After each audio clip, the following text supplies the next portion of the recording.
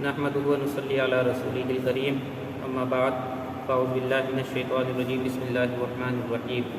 لقد کان لکم فی رسول اللہ اسوۃ حسنہ صدق اللہ العظیم۔ ہم اللہ کے رسول صلی اللہ تعالیٰ علیہ وسلم کی مختصر سیرت بیان کریں گے اور دیکھیں گے کہ سرکار کی سیرت سے ہمیں کیا کیا درس ملتا ہے اور سبق ملتا ہے، تاکہ ہم سرکار کی سیرت کی روشنی میں اپنی زندگی گزاریں۔ اللہ کے رسول صلی اللہ تعالیٰ علیہ وسلم کا نسب شریف محمد بن عبداللہ بن عبد المطلب ابن ہاشم بن عبد مناف اور ان کا نام مغیرہ تھا،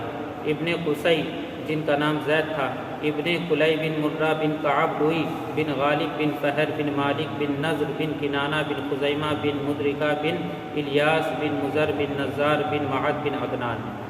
اس قدر نسب شریف پر سب کا اتفاق ہے، اس سے اوپر بھی اختلاف پایا جاتا ہے۔ حضور اقدس علیہ الصلوۃ والسلام 12 ربیع الاول کو دوشنبہ یعنی پیر کے روز فجر کے وقت کے ابھی بعض ستارے آسمان پر چمک رہے تھے، اس دنیا میں تشریف لائیں۔ آپ کے والد حضرت عبداللہ کا انتقال پہلے ہی ہو گیا تھا جب حضور اقدس علیہ الصلوۃ والسلام کو اپنی والدہ کے شکم مبارک میں جلوہ فرما ہوئے صرف 2 ہی مہینے ہوئے تھے۔ حضور کو آپ کی والدہ ماجدہ نے کئی دن دودھ پلایا، پھر ابو لہب کی آزاد کردہ باندی سویبہ نے چند روز دودھ پلایا۔ اس کے بعد یہ سعادت حضرت حلیمہ سعدیہ کے حصے میں آئی۔ قریش کا دستور تھا کہ وہ اپنے دودھ پیتے بچوں کو دیہات میں بھیج دیا کرتے تھے تاکہ بچے دیہات میں پل کر عرب کی خالص خصوصیات سیکھیں، حاصل کریں، اور مدت رضاعت ختم ہونے پر عوض میں مال دے کر والدین اپنے بچوں کو واپس لے آیا کرتے تھے۔ لہذا دیہات کی عورتیں شہر آ کر بچوں کو لے لیا کرتی تھی اور مدت رضاعت ختم ہونے پر بچوں کے والدین سے مال و دولت وصول کرتی تھی۔ چنانچہ اس دفعہ قحط سالی میں حلیمہ سعدیہ اپنے قبیلے کی 10 عورتوں کے ساتھ اسی غرض سے شہر میں آئیں۔ حضرت حلیمہ کے ساتھ ان کا ایک بچہ اور تھا جس کا نام عبداللہ تھا، اور قحط کا یہ عالم تھا کہ بھوک کے مارے نہ حلیمہ کی اونٹنی دودھ دیتی تھی، نہ ہی خود حضرت حلیمہ کو اتنا دودھ آتا تھا کہ جو ان کے بچے کے لیے بھی کافی تھا۔ اس لیے ان کا بچہ عبداللہ بے چین رہتا، رات بھر نہ سوتا نہ حلیمہ اور ان کے شوہر کو سونے دیتا، رات بھر بے چین رہ کر وہ رات گزارتے تھے۔ لیکن آج حضرت حلیمہ کی قسمت کا ستارہ بہت بلند تھا کہ نبی آخر الزماں کو انہوں نے گود لیا۔ ایسا مبارک بچہ مل گیا کہ ساری پریشانی اور تکلیف ختم ہو گئی کہ حضور صلی اللہ علیہ وسلم کو جیسے ہی حضرت حلیمہ نے سینے سے لگایا ان کے پستان دودھ سے بھر گئے۔ حضور نے صرف دائیں چھاتی کا دودھ پیا اور بائیں چھاتی اپنے رضائی بھائی عبداللہ کے لیے چھوڑ دی، یہاں تک کہ اونٹنی جو ایک قطرہ بھی دودھ نہ دیتی تھی اس کے تھن بھی دودھ سے بھر گئے۔ حتیٰ کہ حضرت حلیمہ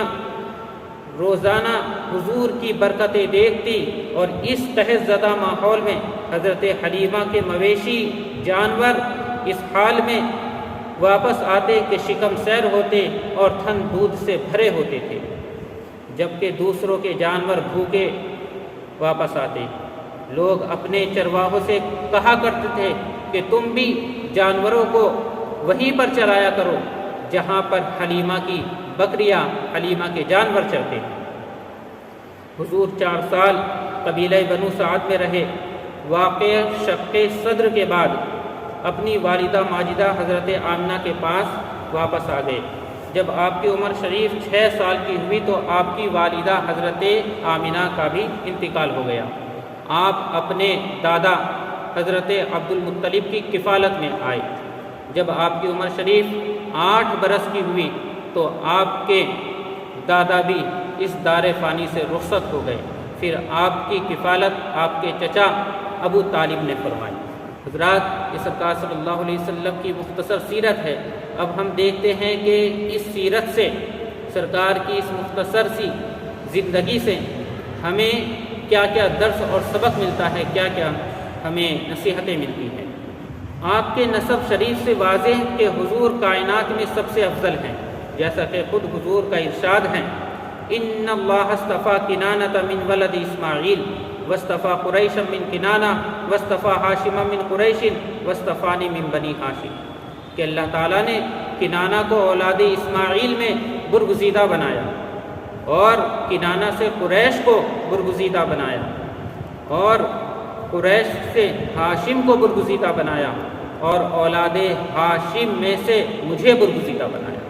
تو پتہ چلا سرکار صلی اللہ تعالیٰ علیہ وسلم کائنات میں سب سے افضل والا ہے۔ دوسری بات ہمیں یہ پتہ چلی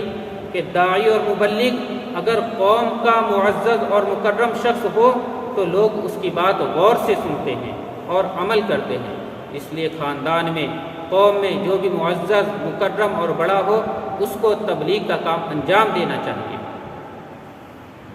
اللہ تعالیٰ نے اپنے آخری نبی کے لیے یتیمی کی زندگی اختیار فرمائی تاکہ جب حضور اعلان نبوت فرمائیں اور اسلام کی دعوت دیں تو منکرین کو یہ کہنے کا موقع نہ ملے کہ حضور اپنے باپ دادا کی تربیت و رہنمائی سے یہ کام کر رہے ہیں، تاکہ یہ اپنے دادا کی طرح خود بھی سردار بن جائیں، کیونکہ یہ بات طبیعی ہے کہ باپ بیٹے کی، دادا پوتے کی تربیت کرتا ہے کہ اعلیٰ منصب و سیادت بطور وراثت اولاد میں ہی جاری رہے۔ تو منکرین کے اس باطل نظریے کو رد کرنے کے لیے اللہ تعالیٰ نے اپنے حبیب کو یتیمی کی زندگی عطا فرمائی تاکہ انہیں بات کرنے کا کوئی بھی موقع نہ ملے۔ چوتھی بات، حضور کی اس زندگی میں قیامت تک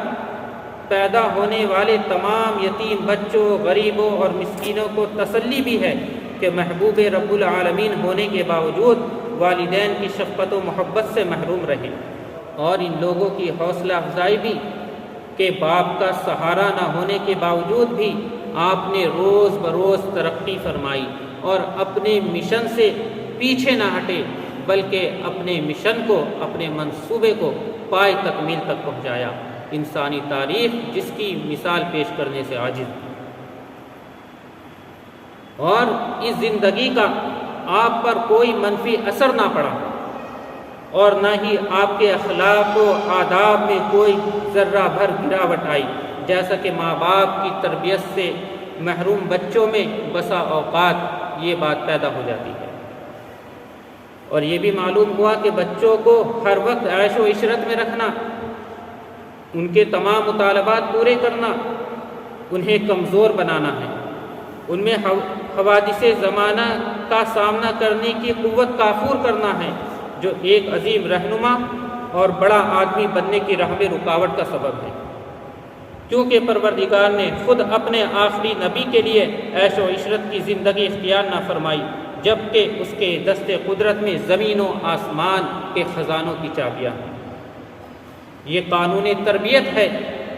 جو مولا عز و جل نے اپنے حبیب کی زندگی سے ہمیں بتایا۔ چھٹی بات، قحط کے دنوں میں حلیمہ کے گھر خوشحالی، کھیتوں میں ہریالی آنا، یہ حضور کی برکت اور وسیلے سے ہے، جس سے تبرک بالصالحین اور وسیلے کا ثبوت ملتا ہے۔ تو جب اس وقت حضور کی برکت اور وسیلے سے خوشحالی، ہریالی، سرسبز و شادابی حلیمہ کو نصیب ہوئی جبکہ آپ طفل رضی تھے، تو اب کیوں نہ آپ کی برکت اور وسیلے سے بلائیں دفع ہوں گی، مصیبتیں رفع ہوں گی، جبکہ آپ کے درجات دن بدن ترقی پا رہے ہیں اور ترقی پاتے رہیں گے۔ ساتویں بات یہ بھی غور کرنے کا مقام ہے کہ حضور نے صرف دائیں چھاتی کا دودھ پیا، بائیں کا نہیں، کیونکہ حضور کو مکمل علم تھا کہ میرا ایک رضائی بھائی بھی ہے، ان کا بھی برابر حق ہے، اور حضور اس دنیا میں کسی کا حق مارنے نہیں آئے بلکہ حقداروں کو ان کا حق دلانے آئے ہیں۔ لہٰذا پتہ چلا کہ حضور بچپن میں بھی انصاف فرمانے والے ہیں۔ واقعی شق الصدر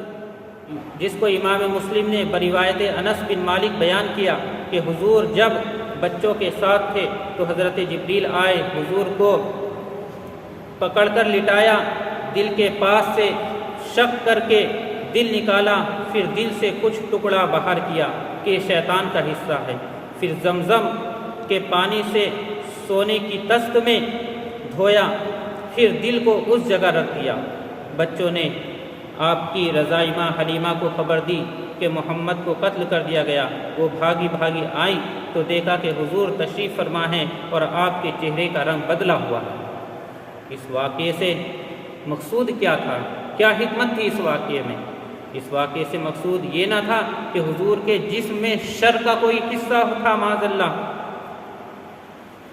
کہ جس کو نکالا گیا۔ اگر ایسا ہوتا تو شریر انسان کا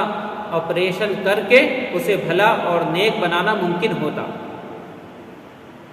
بلکہ اس میں حکمت یہ تھی کہ اللہ تعالیٰ کی طرف سے اعلان ہو جائے کہ یہ عام بچہ نہیں ہے، بلکہ یہ آخری نبی ہیں جن کی نبوت و رسالت کے لیے ماحول بنایا جا رہا ہے، تمہید باندھی جا رہی ہے جیسا کہ دنیا کا دستور ہے، تاکہ اس وقت کے لوگ نبی کے اس معجزے سے ان کا شک صدر دیکھ کر سمجھ جائے کہ یہ عام بچہ نہیں ہے، بلکہ یہ اللہ تعالیٰ کا خاص بندہ ہے جو نبی آخر الزماں ہوں گے۔ ورنہ اللہ تعالیٰ بغیر شک صدر کے بھی دل کو نور سے معمور فرما دیتا۔